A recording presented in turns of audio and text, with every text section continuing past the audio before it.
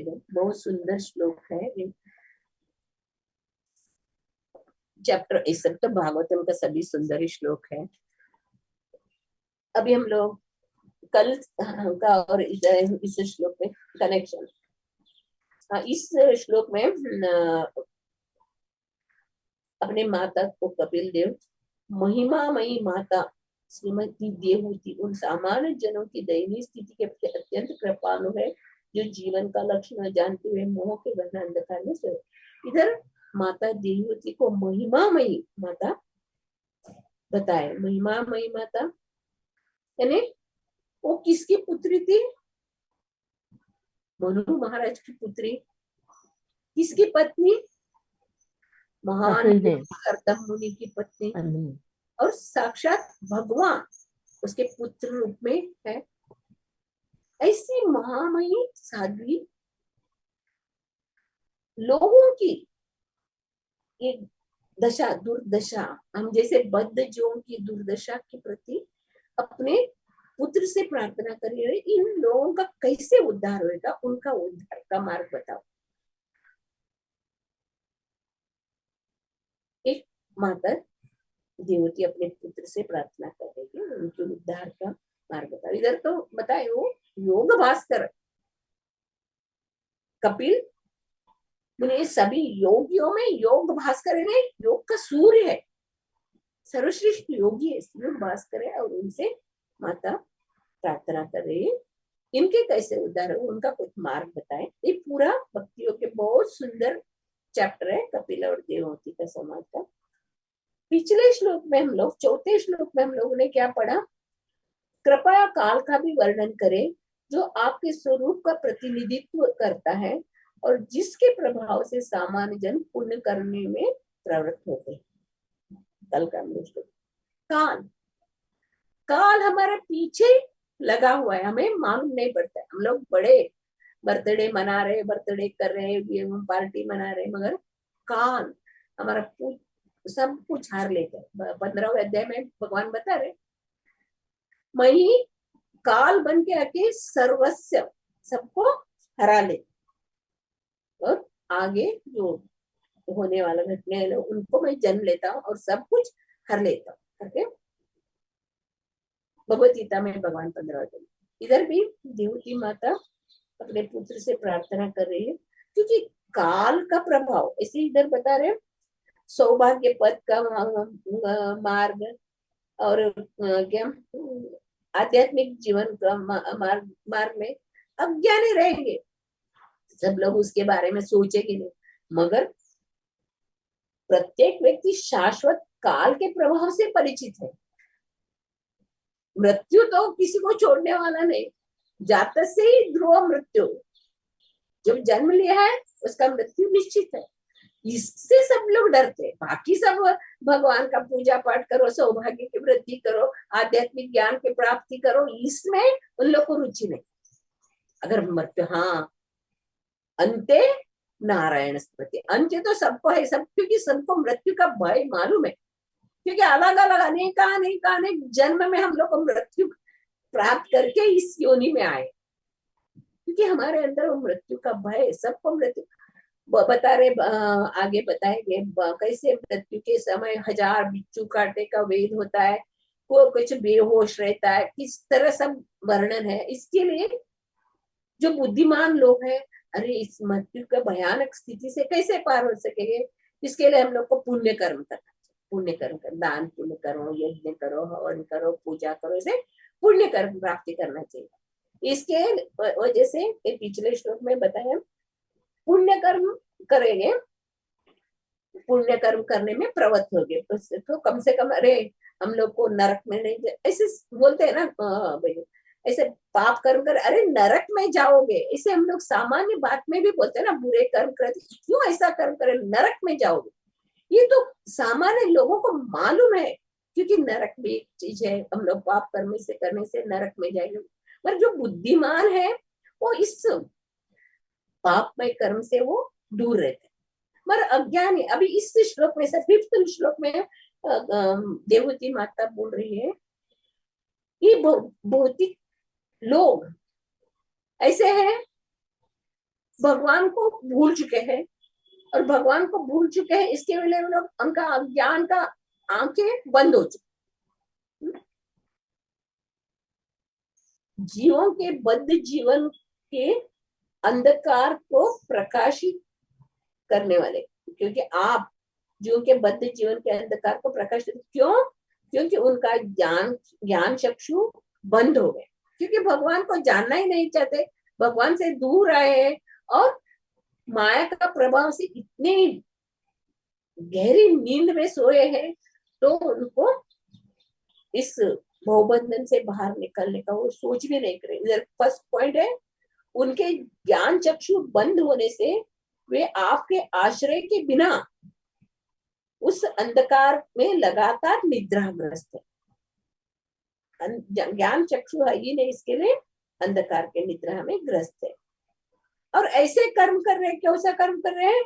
वे अपने कर्मों के कार्य कारण प्रभाव से झूठे अपने कार्य कारण के प्रभाव से समझ इतने व्यस्त रहते कि वो अत्यंत थके प्रतीत होते, हमेशा थके रहते। सत्संग में आओ,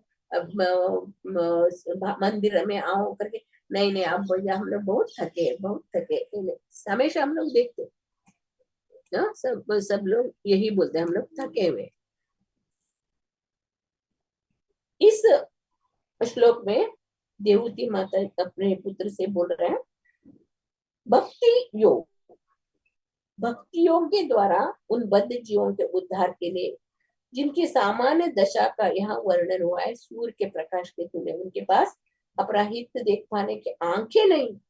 हमारा हित कैसा होएगा? हम लोग को इस भौतिक कष्ट से हम लोग कैसे उबार के बाहर आएंगे, इसका उनको आंखें ही नहीं है। जैसे हम लोग उल्लू को देखते हैं ना, उल्लू क्या करता है, दिन में पूरा सो के रहता है और रात को आंखें खुला होता है, और क्या बोलता है, सूरज है ही नहीं, हमेशा अंधकार। ऐसे हम लोग मनुष्य जीवन भी ऐसे मूर्खों के जैसे अंधकार जीवन है। हम लोग, हमारे सामने भगवान है तो भी हम लोग देख नहीं सकते, क्योंकि उनका ज्ञान चक्षु बंद हो चुका है। जीवन का लक्ष्य क्या है?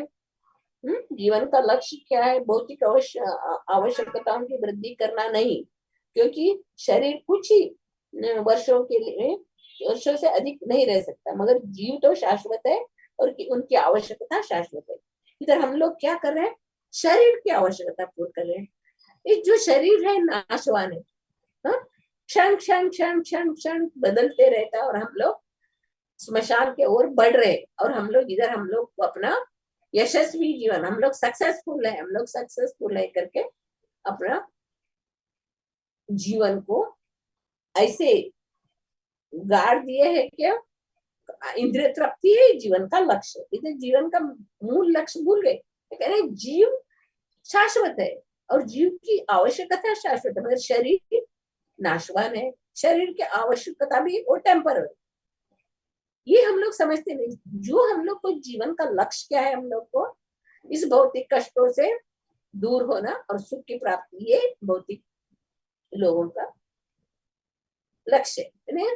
इसके लिए अलग अलग पूजा पाठ ये सब करते हैं, क्योंकि बहुत हम लोग भगवान से वही मांगते हैं ना, सुख संपत्ति घर आवे कष्ट मिटे तन का, भगवान से यही प्रार्थना है, सुख संपत्ति हमारे घर में और हम लोग को कष्ट मिट जाए।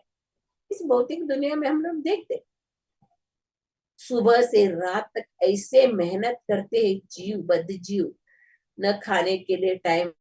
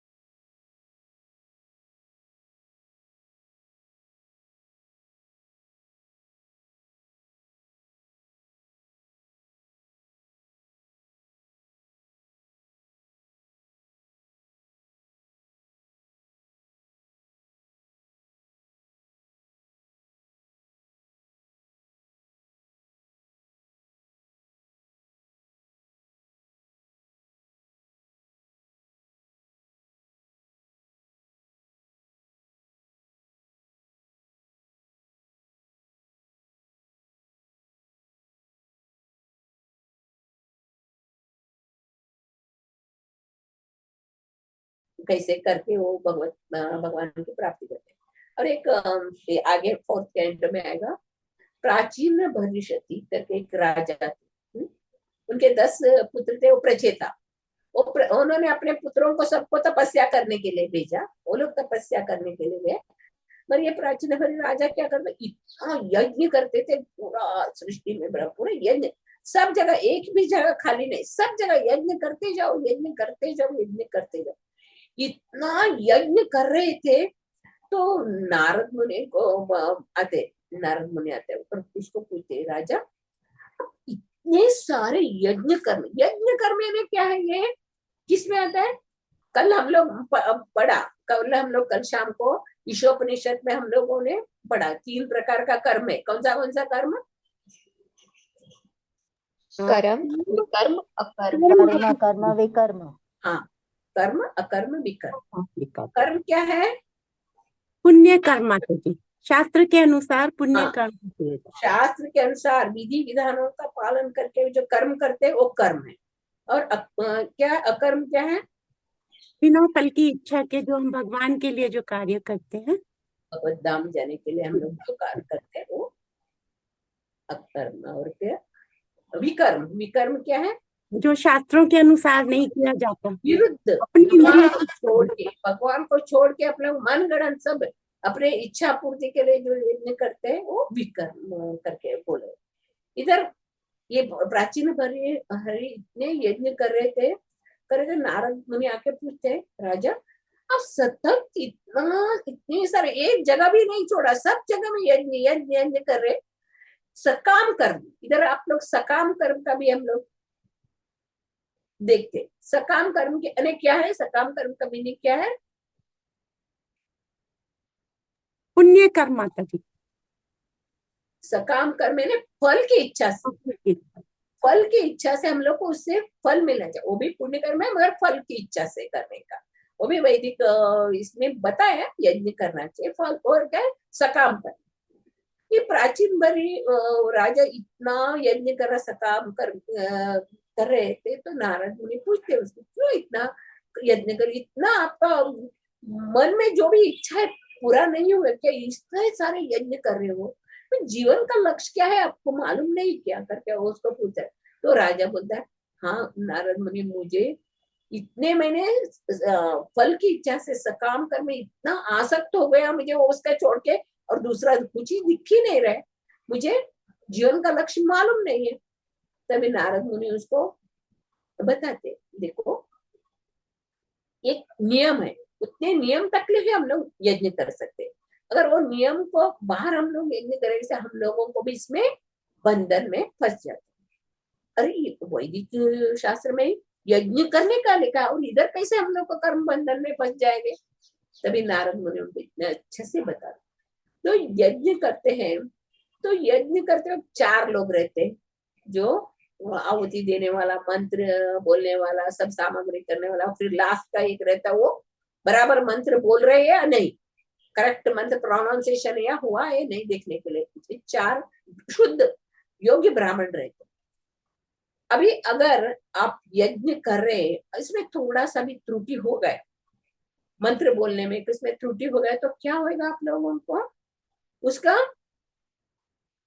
पूरा पूरा पूरा जो ये है यज्ञ किया हो सब पुण्य कर्म नष्ट होगा, और उसको पाप कर्म बोलना पड़ेगा। जैसे यज्ञ में हम लोग पशु बलि करते हैं, यज्ञ में पशु बलि, यानी पशु बलि का क्या उद्देश्य है? जो यज्ञ में पशु को बलि देते, वो तुरंत उसका नया जीवन मिल जाता, नया जीवन मिले, राजा के घर में जन्म लेगा, अच्छा कुल में जन्म लेगा, ऐसा रहते हो पशु वध का मीनिंग ये है नियम।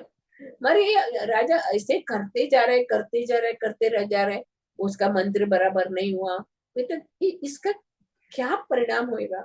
नारद मुनि बताते, देखो आकाश में कितने आपने पशु बलि किया, वो ये सब पशु वो आपका राह देख रहे, आप कभी मरेंगे, आपको निचोड़ने के लिए वो राह देख रहे, क्योंकि जो भी हम लोग कार्य करते उसमें नियम है, उस नियम के अनुसार उतना ही हम लोग कार्य करना चाहिए, उसके वो आगे हम लोग नहीं जा सकते। उसको समझाते, जो भी पशु बलि है उसका बराबर हम लोग मंत्रोच्चारण नहीं हुआ तो वही पशु आगे हम लोगों को मारने के लिए वो खाने के लिए वो युद्धित रहेगा।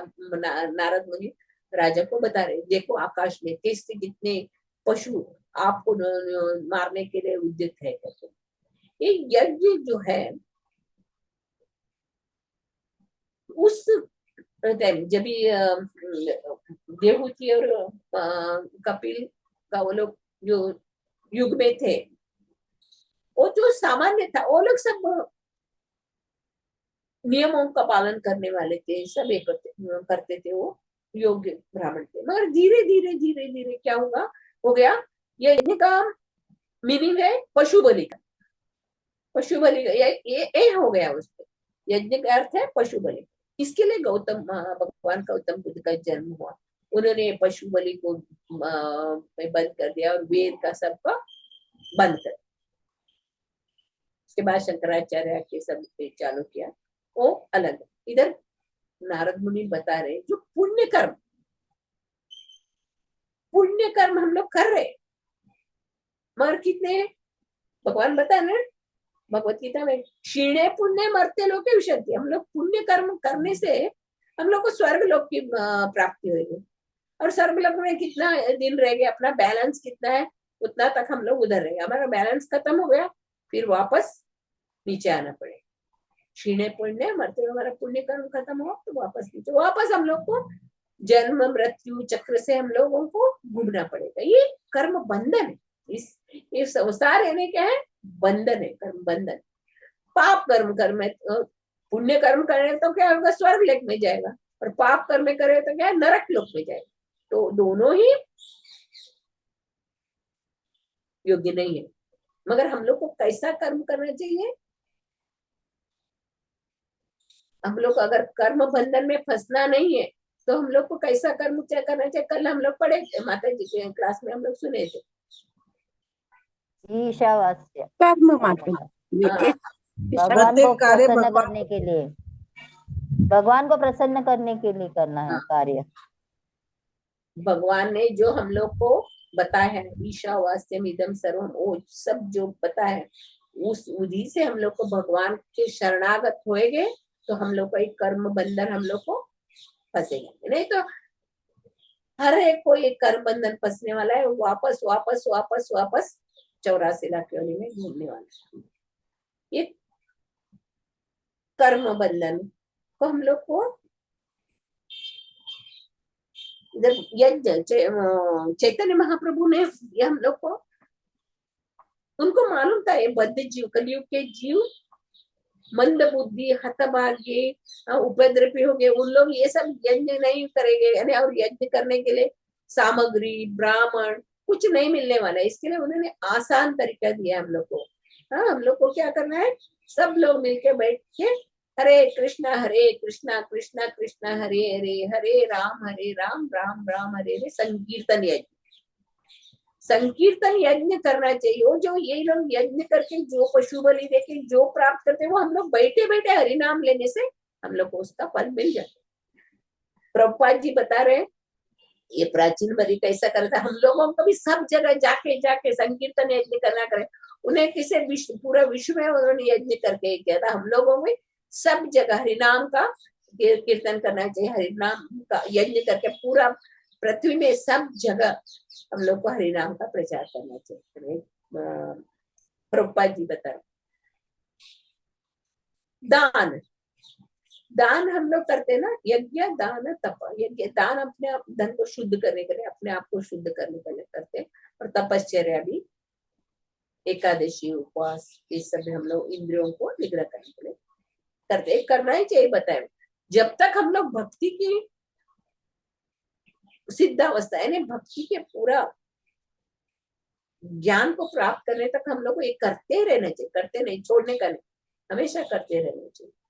कि हम लोग इधर बता रहे देहूती बताए, हम लोग अज्ञान के गहन अंधकार में सोए हुए, सब जगह सब लोग को मालूम है हरे कृष्ण मंदिर है, इधर में पूजा पाठ होता है, सत्संग होता है, सब लोग को मालूम है। आजू बाजू लोग भी सब लोग आराम से रह रहे इंद्र तृप्ति, मगर उधर जाके दर्शन करने का, उसका लाभ उठाने का नहीं। ऐसे जैसे हम लोग बोलते हैं ना, गंगा के किनारे मेंढक सब रहता है और वो भी रोज गंगा में स्नान करते हैं, मगर वो शुद्ध नहीं होते। वैसे ही हम बद्ध जीव सब मालूम है हम लोग को ये करने का, मगर इतने आलसी है, इतने आलसी है ने भगवान का नाम सुनने के लिए, सत्संग में आने के लिए उन लोग को टाइम, दिन पूरा दिन रात मेहनत करेंगे, दिन रात मेहनत करेंगे ये अपने परिवार वालों को खुश करने के लिए, अपने सगे वालों को खुश करने, मगर भगवान का नाम लेने के लिए टाइम नहीं।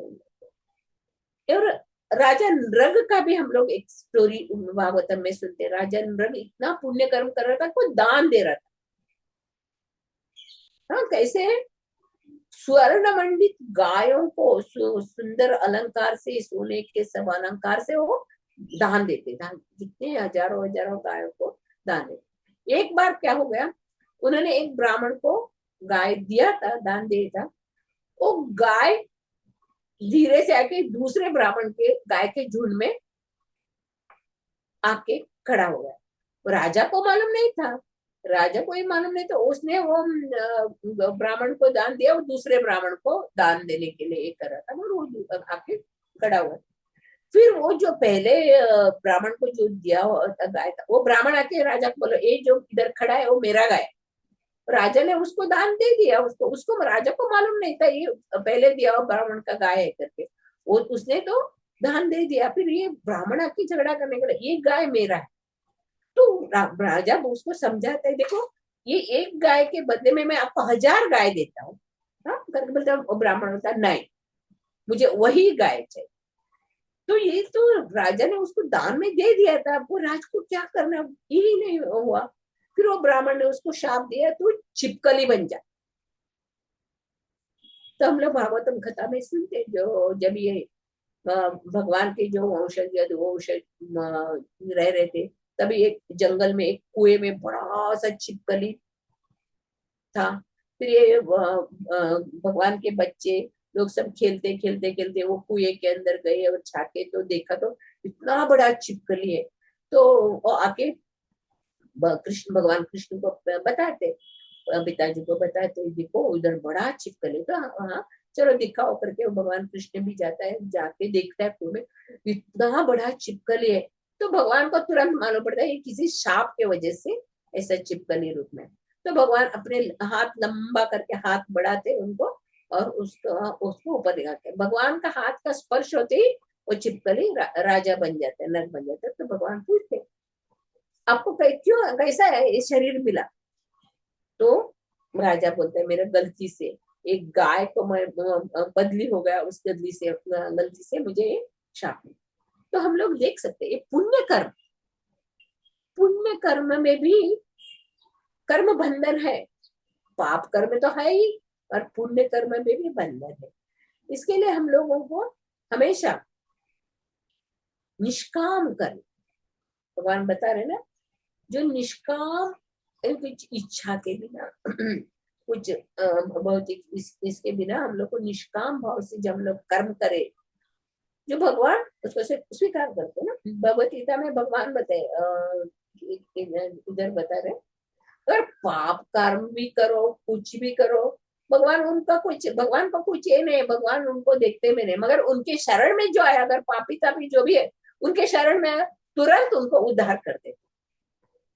ऐसा हम लोग कंस, दंतवक्र, सब शिशुपाल, इनका सब हम लोग चरित्र पढ़ते हैं ना, हम लोग कहानी सुनते हैं। वो लोग कितने पापी, कितने गालियां देते थे, क्या क्या करते थे, मगर वो भगवान उनको देखते नहीं, मगर उन्होंने उनके शरण में आए, तुरंत उनको उद्धार कर। इतने कृपालु है, इतने दयालु है भगवान। ऐसे कृपालु दयालु भगवान के शरण में जाने के लिए हम लोगों को टाइम नहीं है। एक बद्ध जीवन में हम लोग देखते हैं आजकल कितने लोग ऐसे भौतिक इंद्रिय तृप्ति में लगे हुए। हाँ, एक छोटा 3 बरस का एक लड़का हमारे घर में आता है, क्योंकि उसकी माँ बड़ी लड़की को स्कूल में छोड़ने के लिए जाती है, तो वो 15 मिनट के लिए हमारे घर में छोड़ती है। और वो लड़का रोता है, रोज रोता है। मैं बोले क्यों रोता है? उसको वो क्या है बोलते हैं, गिटार चाहिए, बजाने का बाजा चाहिए, तो ठीक है माँ ने उस दूसरे दिन, अभी क्या दुकान में जाने का जरूरत नहीं ना, ऑनलाइन आ गया, ऑनलाइन लाके दिया, लाके दिया, चलो अभी बैठो 15 दिन 15 मिनट तो बैठो माता जी के घर में बैठो। वो ये एक बार खेला फिर फेंक दिया, फिर दूसरे दिन मैं करके रोने लगा, अभी अभी क्या हो रहा है, क्यों रो रहा है, उसको गन चाहिए, बॉल बॉल वाला गन। बाप रे, मैं वो बोला पहले वो उसको बाजा को कितना पैसा, 500, इसको कुछ नहीं माता जी 500 का बाप, मैं बोले बाप रे 500 का बाजा, वो एक दिन पे खेला नहीं, फेंक दिया उसका, अभी दूसरा। यानी इस तरह हम लोग अपने बच्चों को कर रही है, और इस उनकी इच्छा पूरा करने के लिए उनका पेरेंट्स इतना लगातार श्रम कर रहे हैं, क्योंकि ये हमारा जीवन किस ओर जा रहा है, आश्चर्य और लग रहा है। ये लोगों को पैसे का वैल्यू नहीं है, किस चीज का वैल्यू नहीं है, और किस तरह उनका मेंटेलिटी हो गया। भगवान के बारे में बर्थडे पार्टी कर रहे हैं, बोल रहे तो अरे कीर्तन रखो, नहीं नहीं मेरे बेटी को अपने फ्रेंड्स के साथ डांस करना है, बोले डांस करो, डांस करने का नहीं, मगर मैं कीर्तन रखो, क्योंकि इसका भी भलाई होगा, सबका भलाई होगा, कीर्तन करके फिर डांस करो। नहीं, वो लोग भगवान के बारे में, भगवान के बारे, भक्ति के बारे में जानना ही नहीं चाहते। ये कलयुग का प्रभाव बहुत बढ़ रहा है, इसको हम लोग कैसे, हम लोगों को, इन लोगों को समझाने का, वो समझ में नहीं आ रहा। हर जगह सब लोग, हम लोग को फुल हैप्पीनेस चाहिए, फुल स्वतंत्रता चाहिए। वो एक रात को 11 बजे 12 बजे बच्चे लोग चिल्लाते, आवाज करते, तो नेबर्स लोग रात को 12 बजे हुआ है, अभी बच्चों को क्यों इसे इतना ये कर रहे हो, कर उधर हम लोग, मैंने फुल उनको फ्रीडम दिया है, फुल पूरा हैप्पीनेस पाओ। ये क्या, ये है रात को 12 बजे बच्चों को बाहर छोड़ के खेलने का, ये फ्रीडम है। ये आजकल का ये लोगों का ये तरीका ही समझ में ही नहीं आ रहा है, क्योंकि पूरा पूरा अज्ञान के अंधकार में डूबे हुए। इसके लिए ऐसे माता देवहूति के टाइम इतना सब नहीं था, मगर माता जी देवहूति समझती थी, उस टाइम भी सकाम कर्म करते थे, यज्ञ सकाम कर्म के लिए यज्ञ करते थे, वो यज्ञ का क्या प्राप्ति होएगा वो जानती थी। इसके लिए माता जी, माता देवहूति अपने पुत्र से कर रहे, इस अंधकार में सोए हुए लोगों का कैसा उद्धार होगा। अपने चैतन्य महाप्रभु सब बोलते ना, जीव जागो गोरा चांद बोले, कोता निद्रा जागो माया पिशाच चिरगुले। हम लोग माया की गोदी में ऐसे सो रहे, तो हम लोग को होश ही नहीं। कैसे होश आएगा, जब श्रवण जोर जोर से हरे कृष्णा कृष्णा कृष्णा हरे हरे, हरे राम राम राम हरे हरे, जोर जोर से जब हम लोग कीर्तन करें, वो सोए हुए उठे। इसके लिए नगर कीर्तन होना चाहिए, सब जगह कीर्तन होना चाहिए। चैतन्य महाप्रभु ने आदेश दिया ना, नगर आदि सर्वत्र होए मोरा नाम, सब जगह कीर्तन करना चाहिए। श्रवण करने से, भगवान के कथा सुनने से हम लोगों का अंदर सब शुद्धता आता है, और फिर हम लोग धीरे धीरे धीरे भगवान के शरण में शरणागत होते, और भगवान की प्रेम का भागी हो जाते। हरे कृष्णा। श्रीमद् भागवतम की जय। श्री प्रभुपाद।